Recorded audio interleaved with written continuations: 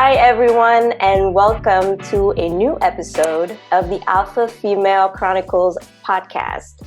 My name is Lindsay. I'm the author and creator of the podcast, the blog, and the poetry collection that you can see behind me, Alpha Female Chronicles. The book is available on the Friesen Press website. Today, I have a special guest. I have Yoel, who is the host of his own podcast, Yoel's Hangout. How you doing? Hey, I feel great. That was a great introduction. What's going on? I'm good. I'm good. Can you tell us a bit more about your podcast? Yeah, of course. So it's an interview podcast. Essentially, it's in the comedy category, which I try to think that I'm funny, but the main purpose of it is just have a conversation and have laughs, but also talk about serious conversations. I've had comedian Ron G on the show. I've had three licensed therapists on the show. I've had a stripper on the show. I really just try to have fun and keep it open-minded, but also keep it structured, and also create an environment where I can facilitate some sort of utility for the listener, but also kind of have fun. That's great. And what was the thing that inspired you to start the podcast? Yeah, it's a good question. So I think I talk about it sometimes during my podcast, but when I started about 2.5 years ago, I just saw that there was a big need for conversations that were, one, unfiltered, but also just honest. Right around the time when Trump got elected, which it's fascinates me that I started it after he was elected, which doesn't really mathematically make sense in my mind, because just it feels like, just chronologically, it just feels so different. But yeah, around that time, I just realized people were scared to say what they felt, and scared to say what they genuinely thought. And I was like, this is very, very, very dangerous, and this is not going to end well. Can you hear that car or no? I Can you hear that? can't. Yeah, a little bit. Just a A little. little bit? Just a little. Okay, cool. Yeah, it's outside, so I have no control over it. So hopefully it's not too bad. Okay, it stopped. So yeah, I just saw people not being able to speak how they really felt. So I was like, okay, as trying to be a leader in my community amongst my couple hundred followers or 1,000 followers on a whatever social media, then I would just have guests on the show speaking and having conversations about serious topics in a fun way. Make a levity out of conversations and topics that were relatively taboo, but were really, really important: religion, politics, just anything. And that sparked a really, really great, I think, journey for me, not only in being able to host, but also having conversations with people, and just understanding people on a deeper level, learning about people. I'm a naturally curious person, so it just worked out really well. And I also wanted to have fun. So I was like, I feel like there's kind of a place for anyone with the podcast, because I try to make it easy to navigate. All the topics are in the title. It's I wanted it to be a place that was structured, but also open and fluid enough to cater to essentially anyone that wanted to listen. Cool. Well, it's a great That concept. sounds like a sales pitch.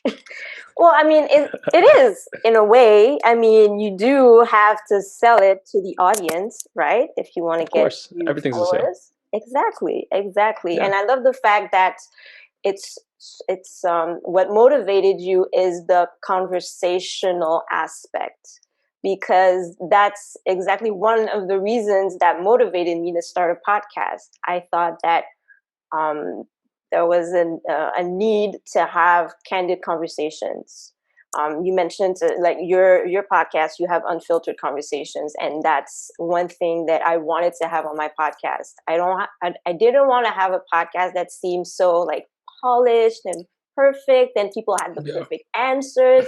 I wanted to be as real as I am when I'm talking to my friends, and I wanted to have that realness with my guests. So I'm happy that you're joining me on this episode. All Yeah. right.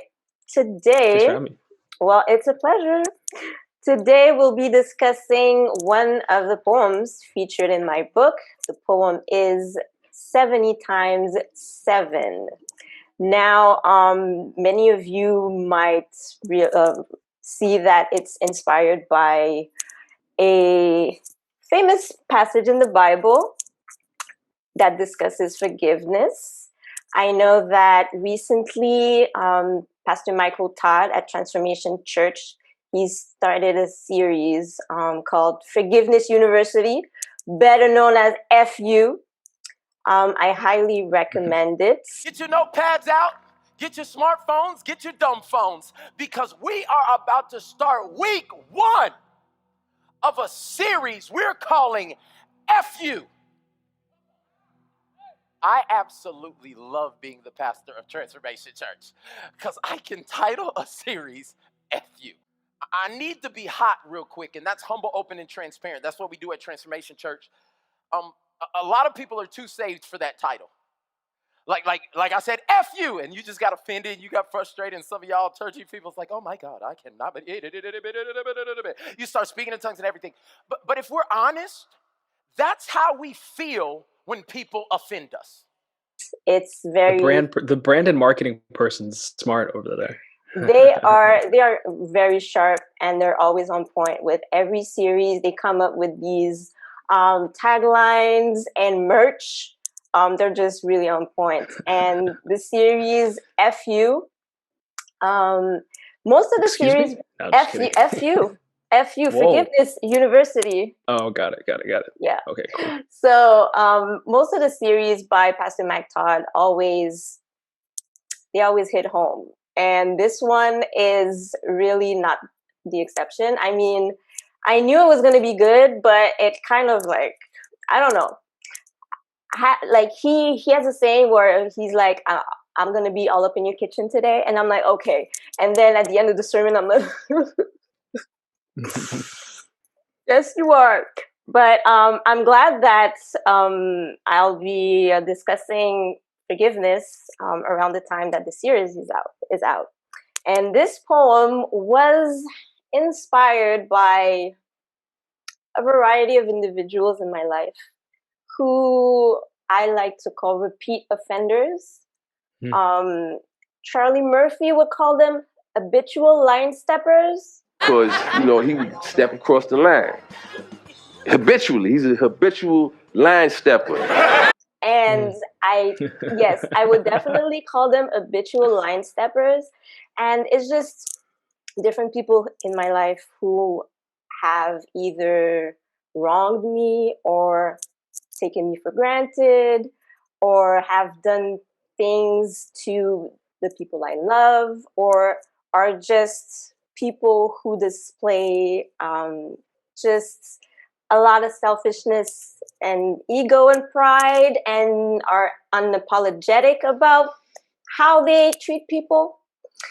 And somehow they act as though they are above the law, or they're just never accountable for their actions. And the hardest part for me as a believer is forgiving.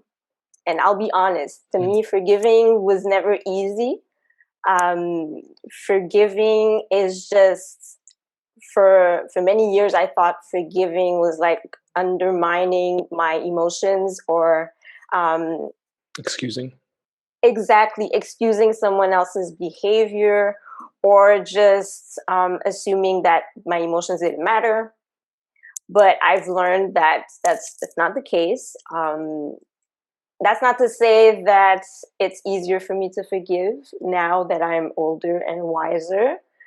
But at the time that I wrote this poem, it was most probably written in 2008. Around that time, I was still in university. I was overwhelmed with schoolwork and trying to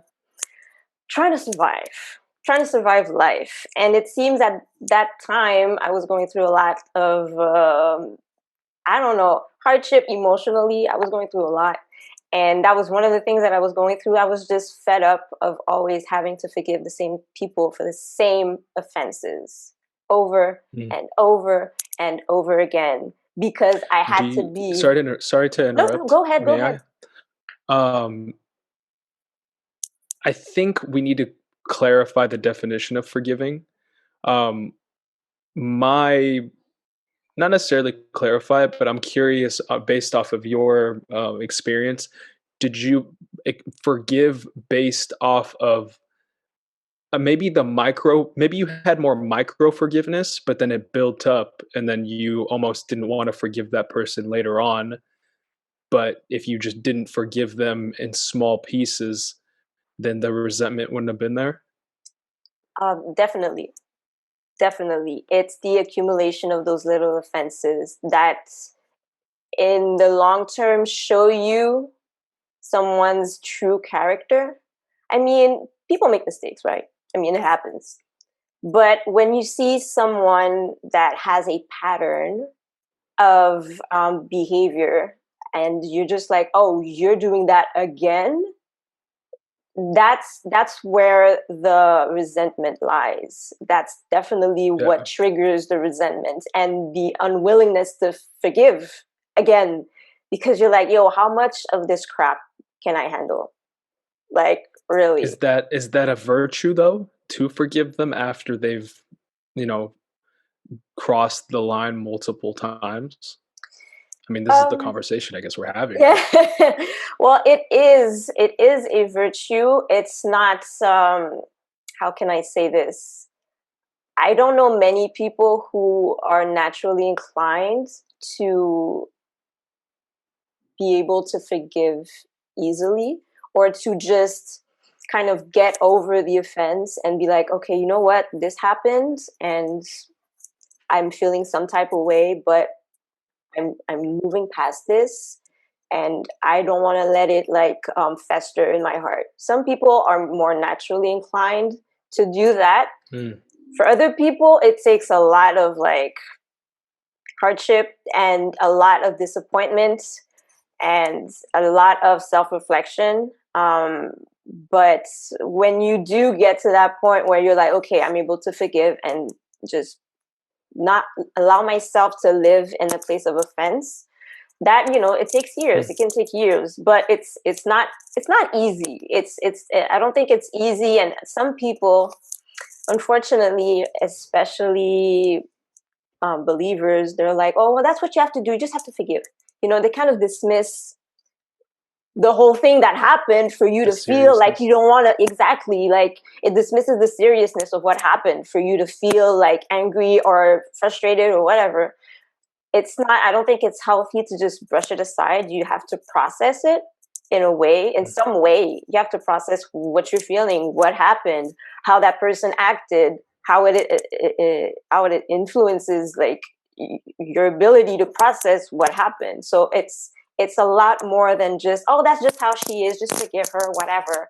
No, no, it goes deeper than that. But um I mean, we can discuss this a bit more. For now, I'd like to read a few verses from the Cool. poem. I'll read the first and second stanza. 70 times 7. That's how often I've been advised to forgive you, although I've been tempted 70 times another 7 times not to.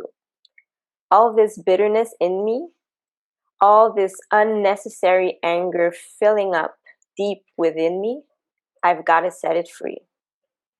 And I could do that simply by doing what my Lord asks of me. I'll read another stanza. Am I being inconsiderate of my feelings if I wildly abandon this rancor and trivialize how you fuel this animosity? What good does that do if I choose to let it go and you still don't realize that you keep doing the same irritating, exasperating, and downright appalling things that have come to unequivocally embody you? So I was a little bitter when I wrote this, just a little, a smidge. Sounded like it. Yeah, yeah.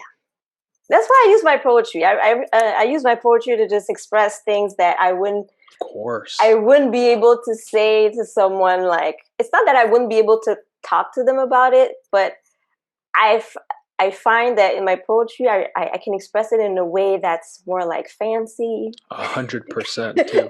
It's You know, 100% honest, probably too. it, It's not easy to have those conversations face to face. I don't know what I don't care what anybody says, mm, especially when you're being that vulnerable. You're saying to someone else, your actions have affected me. That requires so much vulnerability, and it's not comfortable and it's damaging, and based on their response it can damage you even more. and that's what's the most dreadful. Like, you could have like a speech prepared. You could be like, okay, this is what I'm gonna tell her, or this is how I'm gonna go about it. I'll make sure not to get too emotional. I'm gonna get all like rational and logical. I have a bullet list in my head, and then you go out there and you confront the person in a non like aggressive way, and they flip the script, they act like the victim, they start freaking out, and just your whole plan is Yeah, derailed, and it just you miss the whole like point of just discussing your emotions with someone. And that's the most frustrating, because I mean, you can't you can't expect people to react the same way you do when you're confronted. Some people, when they're confronted, they're like, oh my gosh, and their hearts start beating and they can't speak properly. Some start yelling, other people start crying. I've never been one to be afraid of confrontation, but that's just how I am. I'm the youngest in my family, and I was always the come at me kid, but that's just me. That's just me. Some people are just yeah, not comfortable with confrontation, and some people are, I don't know if they've never been taught to be accountable for their actions, or were never called on their crap. When a kid is acting up yeah, and they have a sibling always telling them, oh, you always do this, you're always cheating, or you're always doing this when you're about to lose a game, blah blah blah blah. They get called on their crap. But some people, I don't know, like, I don't know if they never they experienced that as weren't a kid. raised with that. Exactly. I don't Yeah, know if it's that, or I don't know if they just have this sort of personality that makes them think that they're above everybody else, or that their actions have no consequences, you know? yeah, So entitlement. exactly. Entitlement is a big, I think it's one, I think that's one of the factors that for me makes it so difficult to forgive someone. Hmm. I definitely think that's one of the main reasons. I want to turn this on you. I've talked a lot Yeah. about how I've handled situations that have to do with forgiveness. Um, has there ever been someone you that you've had a hard time forgiving, and how did you go about that, and were you able to forgive them? um I forgive relatively easily, I would say. um for many factors. One, generally speaking, I don't really give people enough power to violate me that much, which is also not virtuous, but it's just an easier way to live life. Um, and also, I try not to surround myself with people like that. I am hyper paranoid about people, in the sense of like, you give them a little bit of responsibility, see how they handle it. You put them under pressure situations subconsciously, you see how they act, in the sense of like, um, you know, how they talk to you. Are they disrespectful? And then, generally speaking, I nip it at the bud. And I'm really not the type of person that holds back in regards to someone being disrespectful, in regards to people just doing something really dumb. I try to address that right away. So I'm rarely in a position where someone hurts me that much, to where there needs to be like this big level of forgiveness. However, with the opposite sex romantically, I think, um, I can be forgiving in the sense of like I just don't really care. So if someone is annoying, I might address it, or like does something that's like disrespectful, I'll address it right away. But then, once I address it right away, the next day comes, I don't even really pay it. It could be like if it's a week away, like I don't even really like. I just don't care. Like I don't have this like unrealistic expectations from people that like people are like going to be perfect. People are going to always do the right thing. Now, when people are much closer to me, which there really isn't that many, of course, I hold them to higher standards. A higher standard, what they do affects me a little bit more, but still, you know, I'm one of those people that my parents have always respected my boundaries. I've always respected their boundaries. So it's like there's not like a scenario where it's appropriate or comfortable for me to have someone violate my boundaries or do something that's going to affect me to the point where I have so much resentment for them that it requires this like deep forgiveness, right?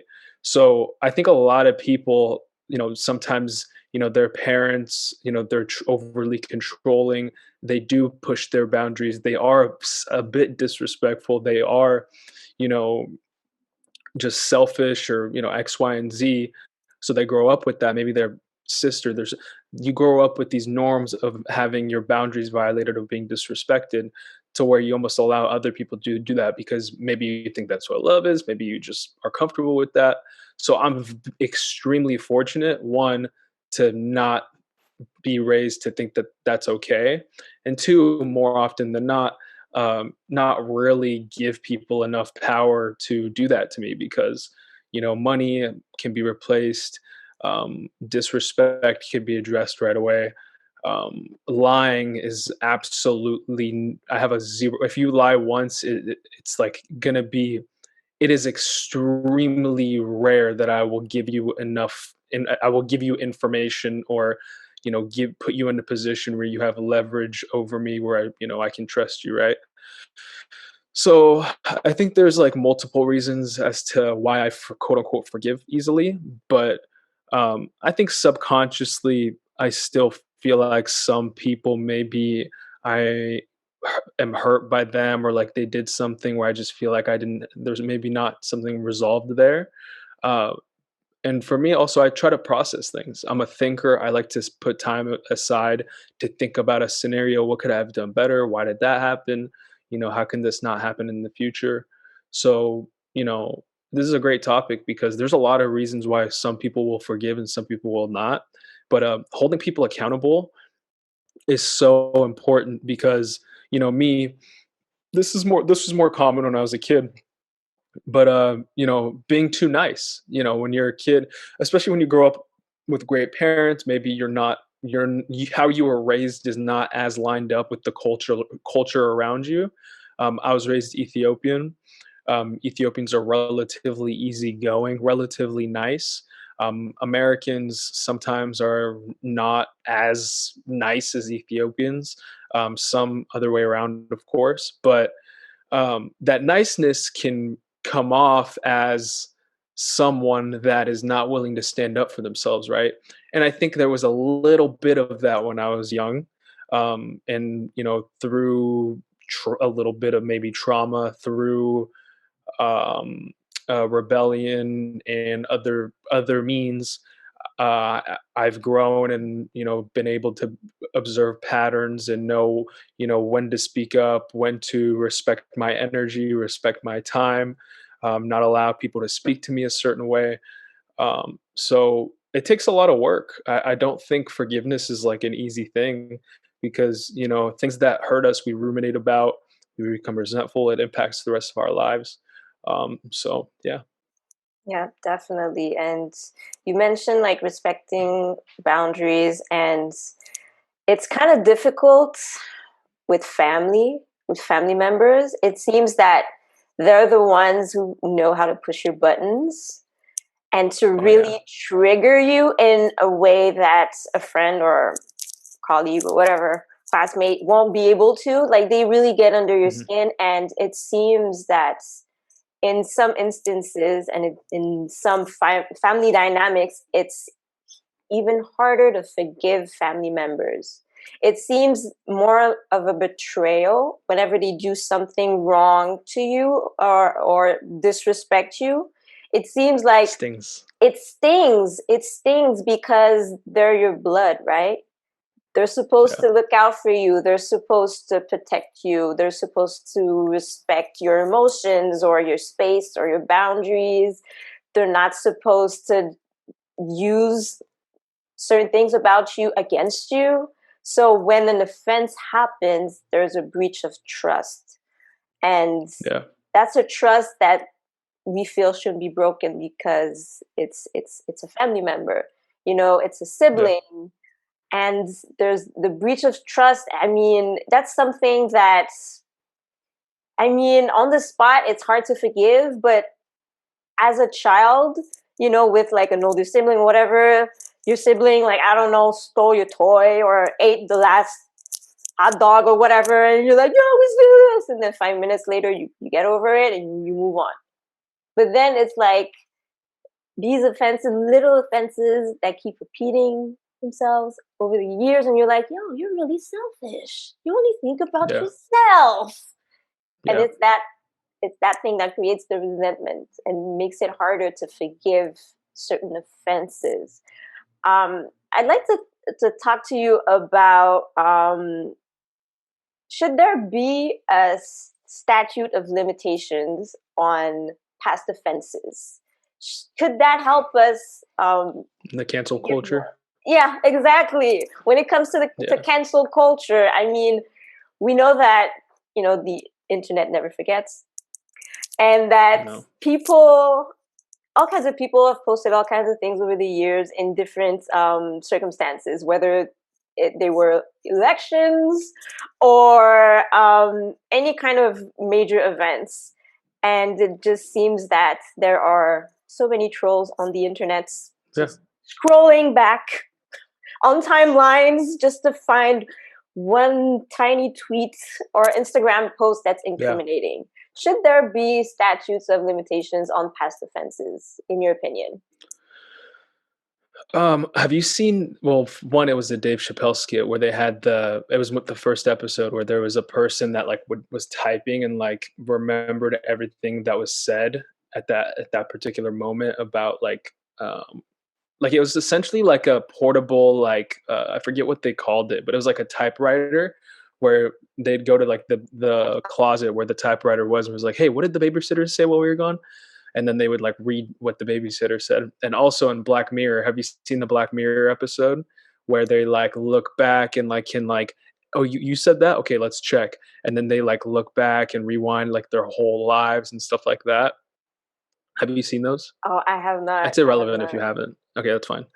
But essentially, like, it's going off the concept of like the Black Mirror one, especially the Dave Chappelle one was just for comedy, but it is like some things you just have to let go. You cannot bring up the past constantly because people have changed. Yes, past um, past things can sometimes, not all the time, predict future results, right? However, that is extremely, extremely. Please proceed with caution when you have that mentality, because the future is not here yet. It can be anything, and we have to give people the benefit of the doubt that they are different, that they have changed.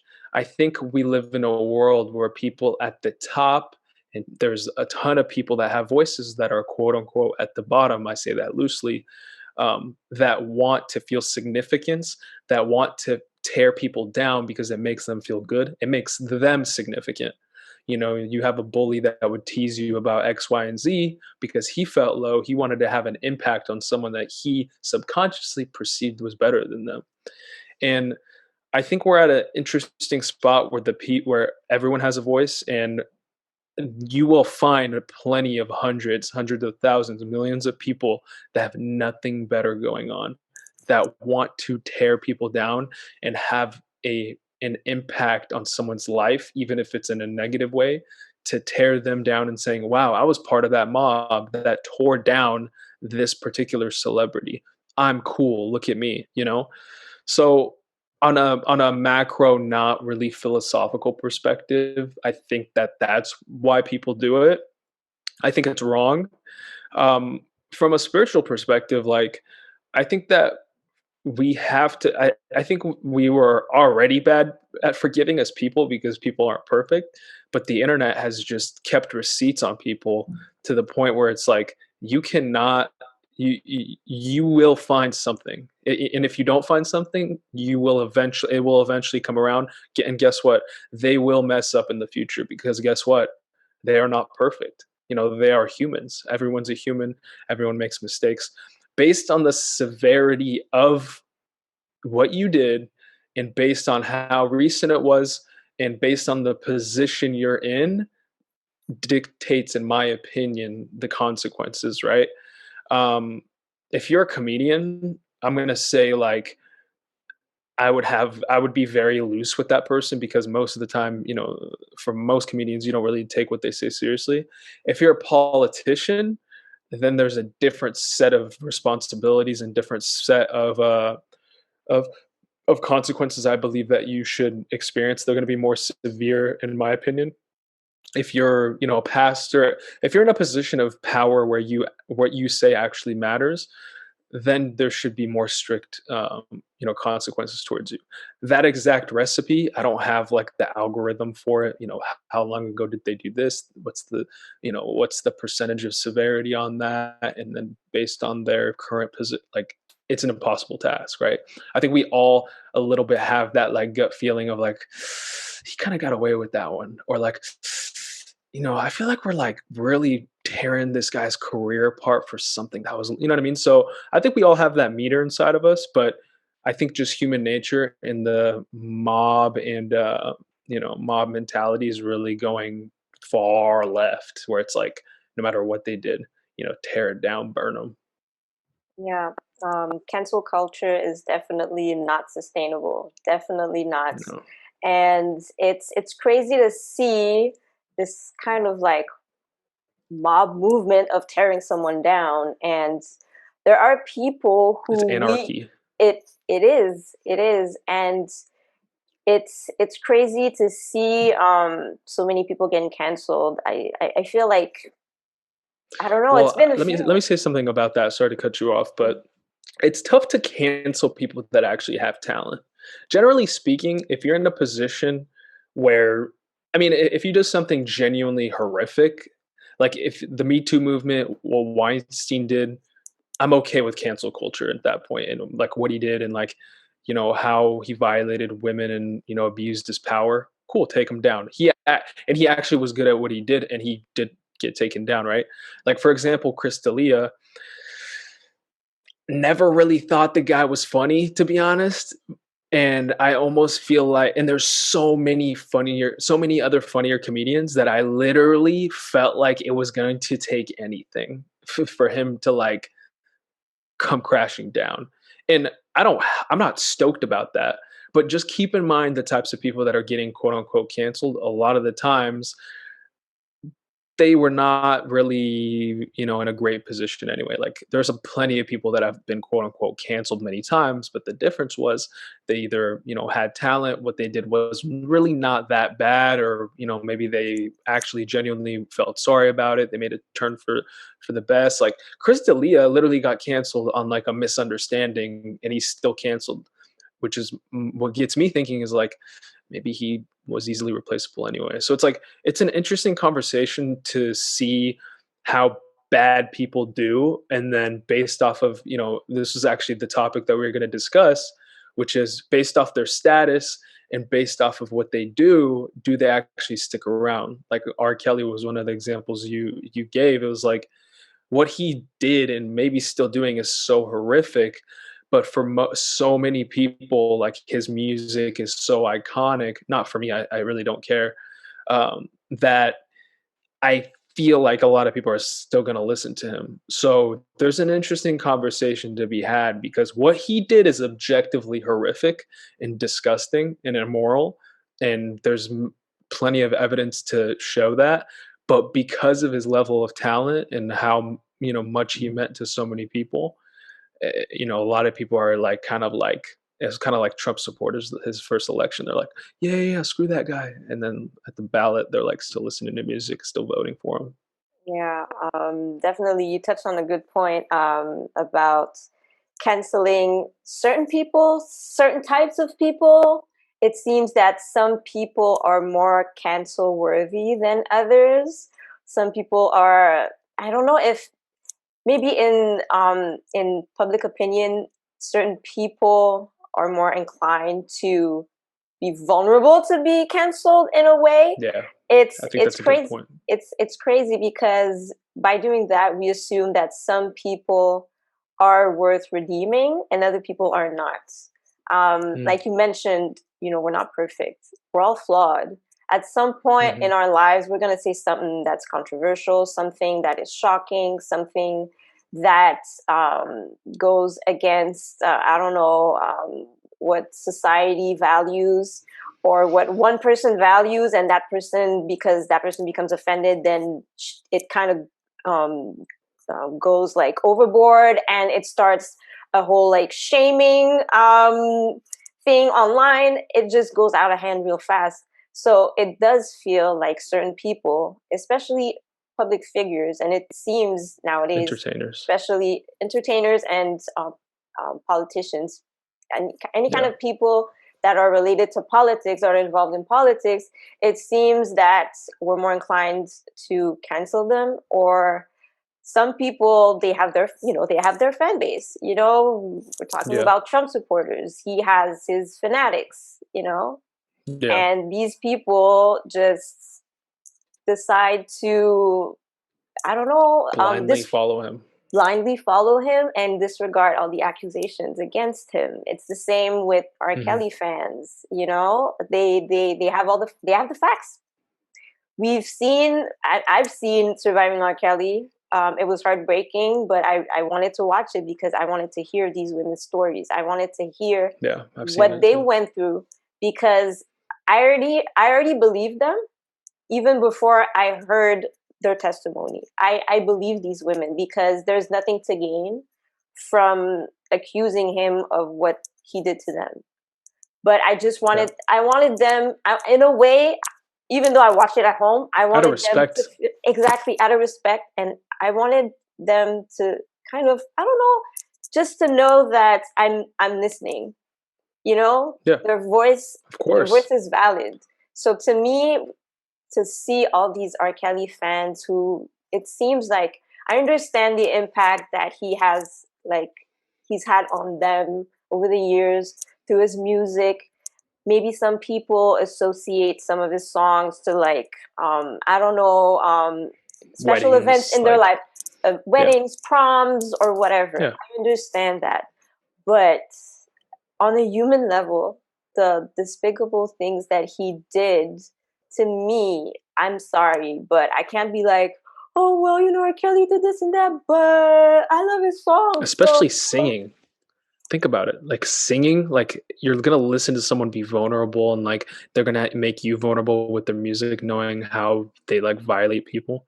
And I think that is a reflection of some perverse mentality that they have, that it's okay to like do that to people or have people violate and commit crimes and all this, but still be like, oh, I love him still. yeah. It's like there's some therapy needed in that case. Like, and on Trump, I think like, you know, we're not going to get too political. This really has nothing to do with politics, but I think he just was such I mean, he is such a good salesman. I worked in sales for some time.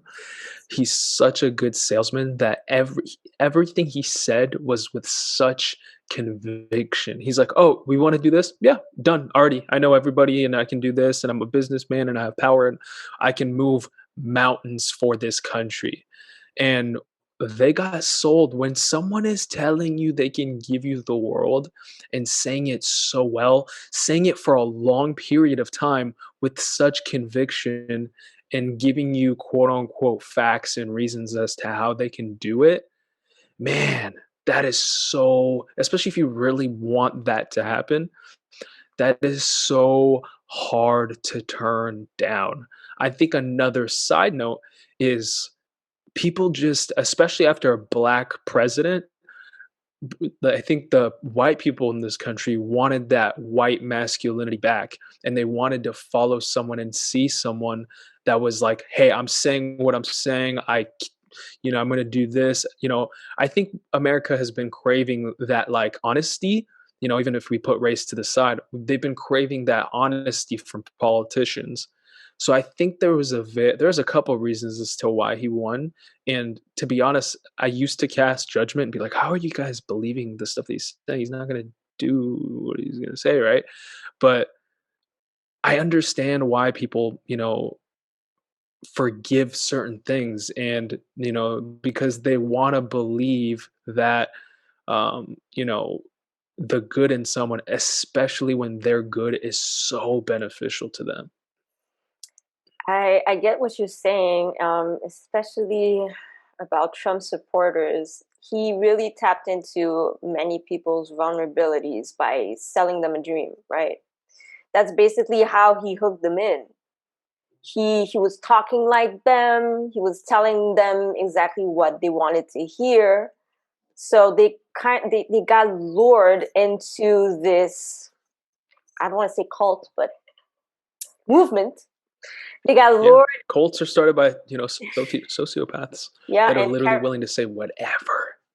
yeah, definitely. And what worries me the most is that because these people were so vulnerable, I think about, especially, I think people like in the Midwest, people who work in mining industries. He really lured them in. He made them all kinds of promises that he wasn't able to deliver. And these people, like mining is, it's their is their livelihood, Yeah. and things didn't pan out. And these people are the ones that have to deal with the consequences of that. These people who were avid supporters, people who considered Trump as like the second coming of Christ, which is an aberration to me. But anyways, but these people, like, they really like believed in him. Like, there are a lot of people who And they're probably decided, still drinking the Kool-Aid because he's like, "Oh, this is a hoax. Like, I yeah, actually won." And now they're gonna say, "Well, he was gonna do what he was gonna do. He just didn't have enough time because he got." Man, that's happening, it's and so that is sad. so dangerous. It is, and I find it like, you know, it, it's just, to me, it's so sad because there's this thing called discernment, right? I mean, there's this. It's discernment is the best tool that we can use to make educated decisions on anything in life. There's Most something people are called followers, though. facts. There are followers, but the problem with following someone blindly is that that person is telling you anything, and you're just gonna drink it and take it like it's gospel, and that's it. Oh, he said he was gonna Yeah. do that. He's gonna do it. Oh, he said that was fake news. Well, I mean, unfortunately, when you have such a charismatic figure who has so many followers and they do things that are wrong, their followers will say that, well, he can do that. He's allowed. He can do things. He can do things that are illegal. He's allowed. A lot of people are defending Trump. A lot of people were defending R. Kelly, or saying, or a lot of R. Kelly fans are shaming his victims, because I don't know. I'm not gonna speak on behalf of our Kelly fans. Personally, I've never been an R. Kelly fan. Me I've neither. got I've gotten a lot of flack from my friends because of that. But anyways, but A a couple lot, songs, maybe. yeah, a couple of songs are good for sure. But I mean, I was never like some people. I know some hardcore R. Diehards. Kelly fans. I don't know if they're still like saying it out loud nowadays, but I've known a lot, and maybe their opinions of him have changed. But a lot of these fans are shaming the victims because to Mhm. them, R. Kelly is like, they've had a crush on him for like ever, so they're like, well, why would you be mad that he's doing this to you, or something like that, And the same goes for any other like public figure that's been canceled, or that has a sort of creepy following. It's just, to me, I think these people, the followers, It's like the Ted Bundy. Have you seen the Ted Bundy stuff? Or I like, you haven't know how like seen some it of these yet. serial killers, like, well, like there's some of these serial killers will have like these weird, creepy fans that are like, yeah, I just love how he like just doesn't follow the rules and like all this Right, shit. I'm like, you are right. literally gross. Yeah, and it's so funny because in the province of Quebec, there's a sort of like tiny star system. They have like these like celebrities. They're just like local celebrities, but people go hard for them, and it's insane. A Hmm. lot of them Like in the Abba and recent, Preach. pardon? Like Abba and Preach. Not quite, not quite. They're big. Okay, They're got it. big. They are big. They But are, not. but I mean, they're getting bigger on the Quebec scene, in the Quebec scene. But there are other ones that were kind of staple in the Quebec culture, especially in television. And in recent years, a lot of victims have come forward about sexual harassment, rape accusations, and all kinds of stuff. And it's really serious allegations, and more victims are coming forward. There was actually this Instagram page that posted um, testimonies of anonymous victims, just like telling everything, bearing everything, and it had to be like temporarily shut down because Wow. it was this. Some authorities said that it was defamation or whatever because they were exposing the how do you call it? The, not accuser, but the person, Government? the offender. They were naming the person, so they were like, "Oh, it's defamation. You should take it down." Blah blah blah. But in recent years in Quebec, it's been a big deal. There are like trials going on for certain people, certain celebrities, and there was this one in particular that was working in television for many years. He's hosted many shows, and I think he may have hosted some award shows or whatever. He was a really like charismatic guy, really likable, very funny, um, very approachable. He always had all kinds of guests on his show, so he was like, he's kind of like part of your life. You watch him almost every day on TV. So you feel like you know him or whatever. And then he was accused of like a lot of like sexual harassment, all kinds of like disgusting things. But there are those like, I don't want to judge these people and put a title on them, but there's a particular kind of people who are very vocal about the support that they give to that person. Like, oh, well, he didn't do anything wrong. It's not that serious. Well, it's abuse. It was What do you non-consensual. mean by certain types of people? I'm going to poke at that because I genuinely don't understand. Um, You don't have to get too gritty. I don't want to be offensive, but there are people who Okay, live in like smaller regions in the province of Quebec. got it. They would be called, I don't want to call them Slightly redneck, less sophisticated. less I sophisticated, said it. less sophisticated. They have antiquated values. They have Mm, archaic ways of thinking, in my opinion. And okay. I'm sure they grew up in an era where these types of offenses, like, they weren't called out and they were kind of tolerated. In my opinion, that's what I believe. And I also believe that these people are the kinds to believe that if you're a public figure, then you're entitled to do whatever you want and there are no consequences because you're above the rest. Mm, That's my okay, opinion. got it. So people like that become very protective of celebrities or public figures because they're like, well, I like him. He's not mean. He's not bad. Oh, it's not that serious. I'm sorry, but grabbing someone's private parts is serious. Yeah, You can't go around doing that no. and say, oh, well, I was joking. I'm sorry, maybe my humor is not as refined as yours, but I do not find this funny. I'm not that callous to the boundaries of others. You know, So, but there are certain people who are like, well, he's special, or he's my favorite celebrity, Well, or what's I funny love is him. people get away with that stuff, which is why they do it. And then once they do it to the wrong person that actually respects themselves, that's when they run into problems. Like that was definitely not his only situation. No, there were so many instances with that person in particular, with that public figure, and it was just appalling. All the accusations that came forward, and one of the issues was the fact that he would get away with it. Like, the production crew on set, they knew that he would do stuff like that. Everybody knew. See. Everybody was complicit. Nobody came Oh forward man. because they were afraid of never working in the industry again. Yeah. And that's the main problem, because as a victim, you have the right to come forward. You respect yourself enough.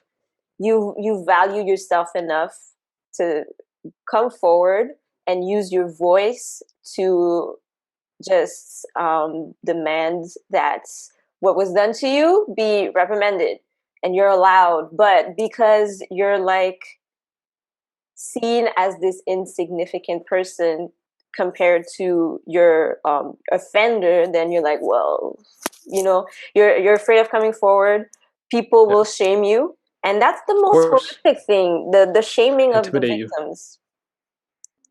And that's just, to me, it doesn't make any sense. And in that regard, seeing these people be like easily redeemed for what they did. I mean, they're not even apologizing though. They don't feel bad about what they did because they don't feel that they did anything wrong, right? But these people still find supporters to forgive them for their offenses. Whereas there are some people who they said something stupid. They did something stupid.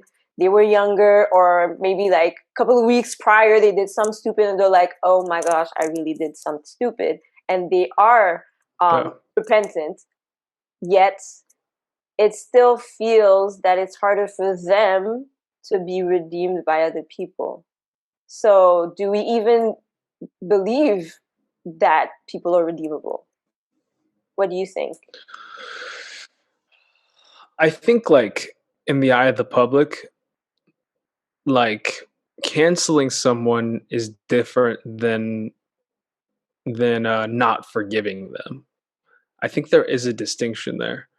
Um, just because you lose your job doesn't necessarily mean um, you're a bad person and you are forever a bad person. It means that because you're in the entertainment industry, politics, people's opinion actually matters based like people's opinion and how they perceive you and whether they like you or not really matters when you're an entertainer, politician, X, Y, and Z, right? It actually affects you monetarily. Um, just because you lose your job does not mean like you're a bad person in the eyes of God. And even the people that genuinely canceled you, they're probably just like, yeah, we don't want him to have a job anymore. Most people are not like, we want him to kill. Most reasonable people are not like, we want you to kill yourself. You shouldn't exist on this planet. It's like, no. And I'm not saying this is okay. They just don't want you to have your job based off what you did.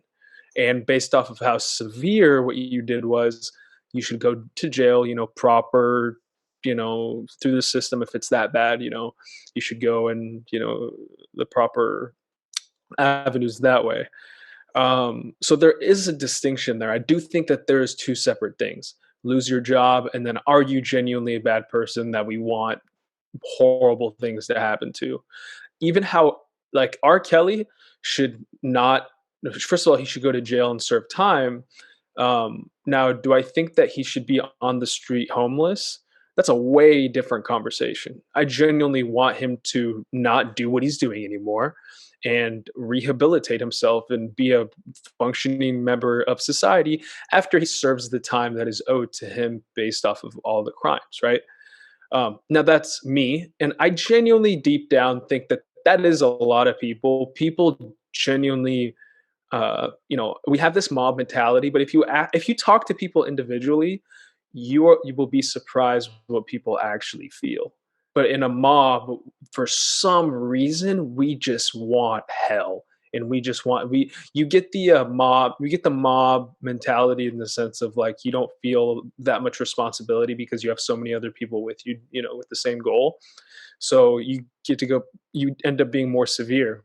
So I genuinely do think those are two separate things. I don't think people genuinely want harm for people. I genuinely do think that once people serve their time, most people, some people that lose their platform, after that, people are genuinely, I feel, I don't have the stats on it, are generally pretty satisfied. I do genuinely think that um, you know, there's something deep down that says, "Hey, you should be punished, but I want, people want a happy ending, especially for their entertainers." Right. And there's something to be said about grace. I feel that we forget that a bit too much, that grace still exists, and it's a big part of forgiveness and realizing that, okay, the people who have offended others or offended us, they're, in the eyes of God, they're still allowed to get grace.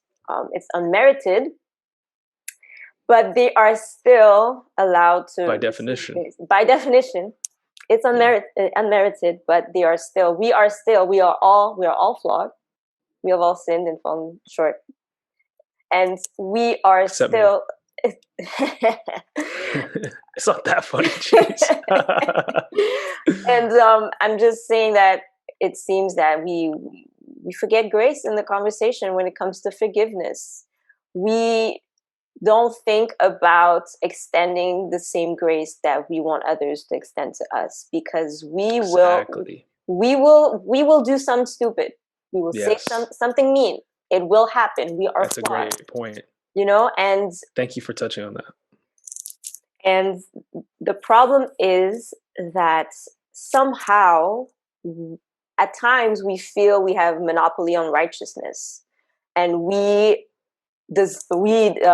assign grace to certain people as if we had that authority, and we do not have that authority. We will never have that authority. Yeah. And we decide who's worthy to receive forgiveness, and that's not right, because that's not our job. That's not our job. Extending grace isn't easy. I'm not saying it's easy, but if we put ourselves in that offender's shoes, maybe not someone. I mean, it's difficult for me to put myself in R. Kelly's shoes or Trump's or whatever. It is difficult. But if we were to do that, and we were like, okay, what if I was that kind of person who committed these crimes, who did these offenses? Would I want someone at some point in my life to extend grace to me and show me that I can be redeemed? That a person that tells me what I've done wrong and open up an avenue for me to repent from what I did and realize that my actions have impacted people. I know it's asking for a lot. I know that, and I guess that requires a lot of emotional intelligence as well, and willingness to change and to realize that what that person has done was wrong. I understand that, and it may seem like impossible, but I think that's what grace entails. You have to show that person, okay, what you did was messed up. It really was, and it screwed up a lot of people. Yeah. But in the eyes of God, if you realize what you did, the severity of your actions, and you are really cognizant of what you did, and you don't want to do that again, you can ask him for forgiveness. And other people might not forgive you, but God will.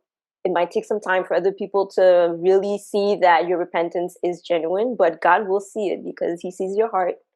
So I know that's asking a lot, and it seems impossible, but I do believe that the way to forgiveness is grace. But we just have to set our ego aside and our inclination to act as though we have the authority on what is righteous or not. And we just have to give people that opportunity to receive grace. Yeah, What do you think about that? I agree. I think that's a great point. And you know, you touched on it, and you're touching on it right now. Like, none of us are perfect. Like, I'm slowly in a very subconscious way. I think I like when other people mess up. I think I like when other people aren't perfect, because guess what? It gives me permission to not be perfect, because I'm not perfect. So guess what? If I forgive you for something you did that was disrespectful, annoying, whatever it may be, guess what? In the back of your mind, because there's a law of nature, we all follow it. You're going to remember that. You're going to remember that I was cool, that I was chill, that I was, whether it's an employee, whether it's whatever it may be. And you're going to know when I mess up or when I ask for something, you're going to remember that time that, I was cool about this thing. There is like kind of a currency or a psychological, like, there's a leverage we develop when we give each other the gift of forgiveness, because then they give you the gift of forgiveness. And also, I'm big on punishment. Like, I don't understand, like, the Bible talks about like stuff like this. When people mess up, God and even the kings, or you serve jail time, people get punished for what they do. And guess what? When you're punished, you serve your time, maybe you withhold something from somebody that they value, whether it's your energy, whether it's your time, whether it's, something like that. And then once that's over, cool. You were punished and for what you did, and now you're going to not want to do that anymore. And it's over after that. I'm big on punishment. I'm big on, when someone does something to me that is disrespectful, you know, I'm going to punish them by not hanging out with them, by not talking to them, by not, giving up my energy. I genuinely think my time is valuable. I genuinely think my energy is valuable. I try to be a positive person. There are things about me that I find admirable and enjoyable to be around. And I can take that somewhere else. And so can you. Like, so for me, and that's like one example, but there's other examples. It's like, once that person, you feel like, maybe you give them space for some time, let them know that what you did bothered them, by not only making them uncomfortable, but also saying, hey, I'm gonna fall back a little bit, and then you come back, and then you guys are good again. But guess what? That person is not going to do that anymore, more than likely, because they know you're a person that respects themselves, and two, they enjoy your company. If they're your friend, if they're your significant other, obviously, and you know and I think that's super important. I think that people forget about that. They think the Bible is like this book of like, forgive for they think forgiveness is like literally laying limp and just having people have their way with you and absolutely violate you with no repercussions, with no anything. And I think it's super important to say, hey, there are tools for confrontation. There are tools for relationships. Like, these things are important. But at the end of the day, you should say, hey, I forgive you. Once we've resolved our problem, it's in the past. I think we need to be going back to our earlier conversation about defining forgiveness a little bit more technically. I think it's good that we're having this conversation, because the term forgiveness, people always think about Christians as like, turn the other cheek. If someone slaps you one, give them, it's like, you know, the Bible's full of a lot of analogies, and yes, it's beautiful, overly simplistic, and there's deep truths in it. However, let's not take something that is inherently philosophical absolutely literally, because one, it was not written to be absolutely literally every section, every line, and two, it's just, there's life has greater details and greater nuances than one line that says just have people punch you in the face until you're bloody. Right, definitely, definitely. And talking about instances in the Bible where there was punishment, I'm thinking about King David. King David, who was a man after God's own heart. You know, he served the Lord, and then at some point got into a little affair that produced a baby, and he realized his sin. David realized his sin, but he was still punished for his sin. The baby died, unfortunately, but that did not mean that David was no longer seen as a Great righteous guy. man in the eyes Yeah. of God. But he committed a sin, and he had to deal with the consequences of his sin. But God still loved him and showed him grace for the remainder of his life, and he blessed him, he blessed his family, blessed the kingdom. That's one example of punishment in the Bible that came to mind. And there are so many other examples. One thing also is a lot of Christians feel that confrontation is not Christ-like, which is funny to me because Jesus, the only thing he did was ruffle feathers, like Yeah. on the regular. Like I'm like, what Bible are you reading? Because they don't. Most people don't read the Bible. That's what unfortunately, as you progress through life, as I progress through life, I am starting to realize that, and you are just filling in the blanks of what you think the Bible is. yeah, and it's unfortunate because a lot of people who call themselves Christians will not like realize that some of the things they're saying like is not in the Bible. It's Yeah. to me is very it's very shocking. So when people, especially that's something I've noticed during election time, prior to the elections, there were a lot of Christian artists who came forward and saying that they were voting for Biden, and a lot of people in their fan base were like outraged because they Yeah. are Trump supporters, they're They think conservatives. Trump and Republicans are like the Christian, like he's like the second coming because he like held the Bible. And I was like, oh my gosh, man, It's this it's indoctrination's crazy. it's People insane. can't think. People can't think, and I'm surprised because these artists, you know, they're Christian artists, you know, they're worship leaders and they have a following. They either are worship leaders at a church or they have a ministry, so they touch people's lives on a regular basis. And to see the comments, something I should have never done is read comments in these posts, but to read Never. these to read these comments and to see the vitriol in the comments, and vitriol that is not based on any of Jesus's teachings, to me I'm like, okay, Yeah. you proclaim that you are Christ's follower, yet you do not realize that what that person is saying in their post is absolutely aligned with what Jesus said or what Jesus did, and you see them as some sort of false prophet. And the man that you say that you treat as though he's the second coming of Christ is anything but a prophet and goes against so many things that are in the Bible. To me, it just blows my mind. But I mean, I don't want to get too much into that, but it's very surprising to I think see. we've all been like confused these past like 4 or 5 years. And I'm Confused. it's to me it's so funny because when I see certain people saying that they're Christians, but you know they say stuff like all lives matter, and Man, it's just I've seen when Trump first started running, I was like seeing these posts and I was like,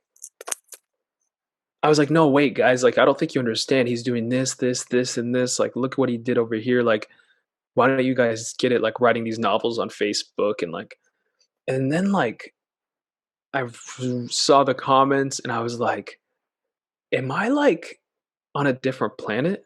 you're in the twilight zone, man. No, I really was just, and then I started, like, almost people were exposing themselves, not that I didn't like them, but because they just didn't have critical thinking skills, and they are very emotional, and it just really made me lose respect for a lot of my peers, a lot of people that I thought were reasonable, but they're like, well, I feel like it's like he doesn't know what he's doing, but yeah, again, let's. I'm like so sick of giving Trump my energy.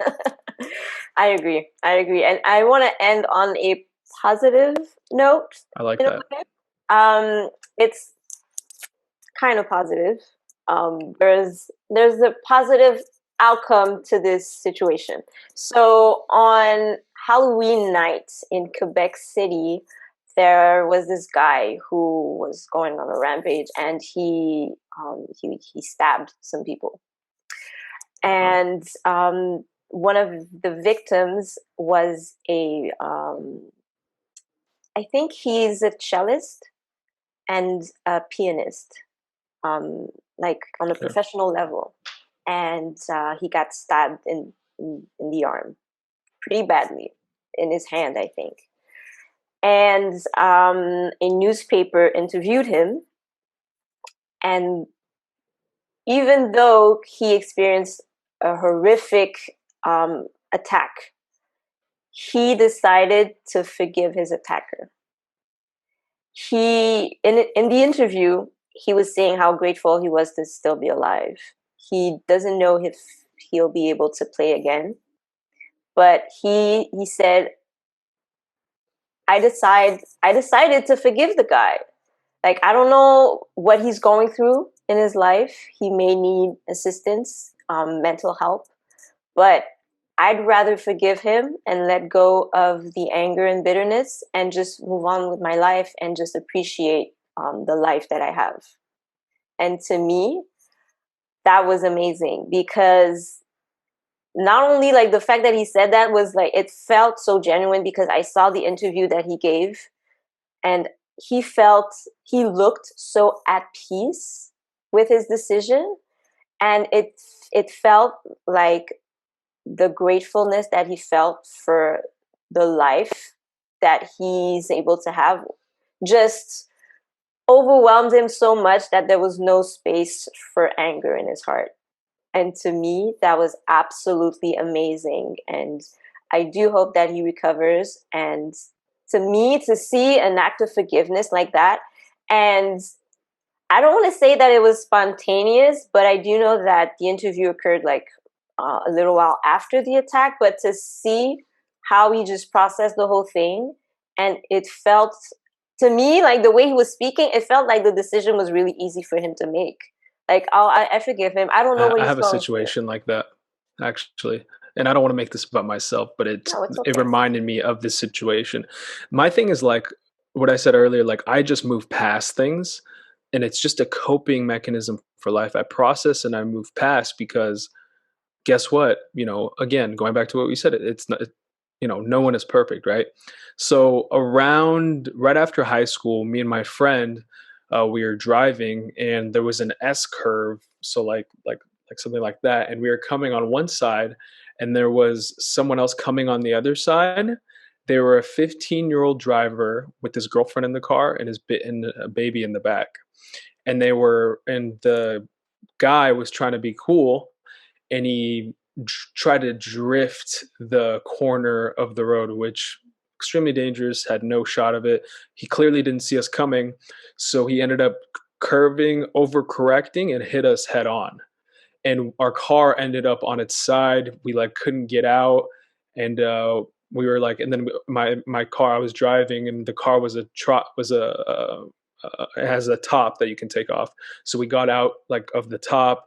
We got out, and we were just chilling there. Like, we created a big traffic jam, and later my parents came, and my dad was like in shock, and I just had moved past it. Like, I was like joking around with the fire department because I was fine, and so was my friend. And they're like, "You have whiplash. You need to go to the hospital." I'm like joking around, like that's how I cope, and I was like happy because I was like, oh, I'm fine. Like I have insurance. Like it is what it is. Like my thought was not about, even though that kid was clearly drifting, it was not like oh, whoops. Like he didn't have a license and he was drifting. I did not even care about that kid. I was just happy I was alive. And me and my friend were literally joking in the ambulance. And then it was funny when we go to the hospital, there's only one hospital in the city. It's a small city. And we all go to the hospital, and my parents are in the room, and then we see their mom come in, and she's like weeping, crying. And my dad, I wasn't there for this, but my dad told me that she said, thank you for not being angry, and thank you for, not yelling at us. Like she's saying this, like crying. And it was funny because, I think about that all the time because, you know, it's so rare to have someone do something so bad and so careless and so reckless and then just be like, hey, I'm alive. Like you didn't know I was, coming around. You did something reckless, but it is what it is.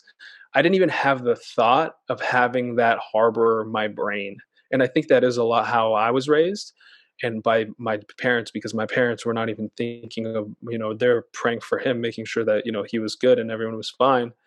But, you know, we look at the glass, if you are the type of person that looks at the glass half full and looks for the good in people and looks for the light in people, then the concept of, well, that person should be punished, blah blah blah blah blah, it shouldn't even really register your mind because you don't have all the detail. You don't have all the context. That guy, 15 years old, I don't know what he's going through. He might be an immigrant. He might, I'm a very blessed person. I have great friends. Like there's a level of guilt I have in the sense of like, I'm so fortunate. And guess what? I got in an accident and I came out with nothing. I had like some whiplash. I was like in a neck brace, but, yeah, I was like, no, I'm chilling. I'm happy right now. And there's a certain psychology that comes with like harboring that level of like, well, that person needs to, see jail time and this and that. And like, you can't move forward. How can you move forward with your life if you do that? Because this instance is going to happen. And guess what? Someone's going to screw you in traffic. I do not get mad at drivers either, because guess what? I don't give people that power. You're giving someone your power if you allow them to affect you that way. How dare they, Right. I So that's all totally I have to say agree. about that. I totally agree. And thank you for sharing that. That's a great example of forgiveness. And also, like you mentioned, not giving someone that much power. And I think that's what the stabbing victim did. They didn't want to give the attacker that much power over their lives. And I think that's something that we can take away from our conversation. Thank you for being on the podcast today. I really Thank you for appreciate. having me. It's fun. It was fun. It was fun, and I had a good time on your podcast as well. Yeah, it was cool. Guys, make sure to check out Yoel's Hangouts. Where can we find your podcast? You can find it on Spotify, iTunes, Yoel's YOEL''S Hangouts, two separate words. You can also YouTube it. I put them all on YouTube and clip them up. I'm starting to clip them up just to make them a little bit more bite sized. Other than that, yeah, that's it. All Super right. simple. All right. Thank you for being part of today's conversation.